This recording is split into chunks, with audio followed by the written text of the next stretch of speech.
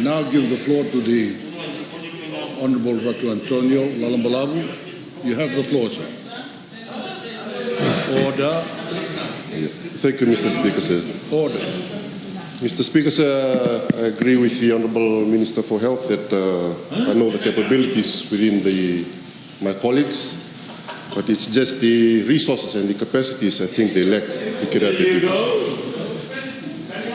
Mr. Speaker, sir, I rise to respond to the Ministerial statement on the COVID-19. Firstly, I thank the Minister for his timely response, timely update to the nation, and I urge him to issue daily video updates to keep the nation informed. Mr. Speaker, our health system is vulnerable to an infectious disease outbreak, and I thank the Minister for outlining the measures implemented by the Ministry of Health. Mr. Speaker, recently we had a scare with measles, which became deadly in Samoa, with over 80 dead due to low immunization rates. Fiji's immunization rate was around 95%, and yet we still had measles outbreak. If I recall correctly, sir, with studies done, 95% they say there shouldn't be any reemergence of measles. Our measles was imported. Therefore, with an ongoing measles outbreak in New Zealand and Samoa, I believe the imported measles shows that our border security wasn't that stringent and tight. Mr. Speaker, sir, the WHO Director General has stated that over the past few weeks, the world has witnessed the emergence of a previously unknown pathogen, which escalated into an unprecedented outbreak and has been met by an unprecedented response. Mr. Speaker, we cannot have a business as usual response to this deadly global outbreak. The WHO Director General congratulated the Chinese government for the extraordinary measures implemented to contain the outbreak despite the severe social and economic impact those measures are having on the Chinese people. While we as a nation consider measures to counter WHO declared global health emergency, one thing that must always be paramount is that prevention is better than cure. I repeat, Mr. Speaker, that prevention is better than cure. The government of the day is tasked with the responsibility to ensure that coronavirus or COVID-19 will not reach our shores. Mr. Speaker, the most important role of any government is to protect the health of its people. The whole nation expects the government to prioritize their health over the considerations. We must therefore implement and enforce extraordinary measures similar to those of China to prevent COVID-19 from reaching Fiji and spreading.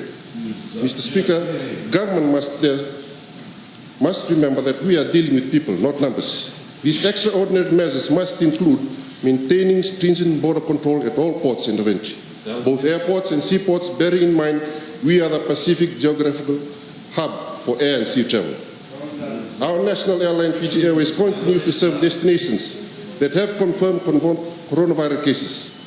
Government and the airline have a legal and moral obligations to implement measures to protect our aviation industry workers as well as those at our port of entry.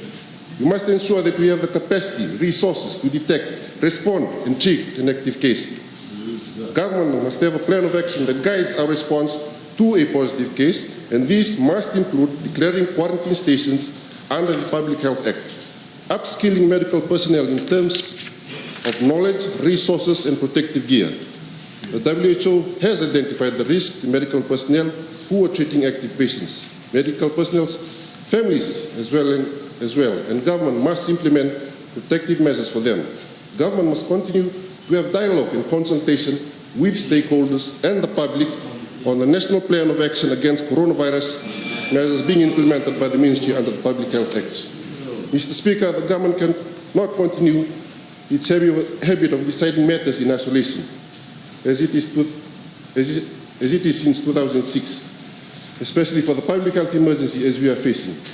When there is lack of information and further lack of consultation, the people understandably are susceptible to rumors, especially in the new information, or rather disinformation age. I thank the Minister for his daily updates and statements over the last week, and ask the Ministry to give a daily video update that are broadcast on TV news and on social media, which many of our people are connected to. This will reassure the people.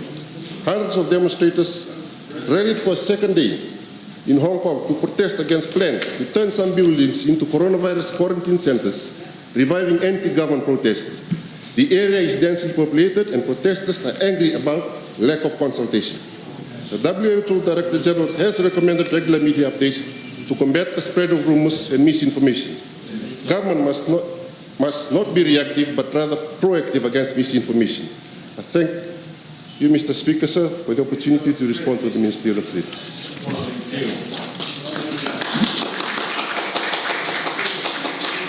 I thank the Honourable Member for his statement. Honourable members, as the leader of the NFP or his designate are not here.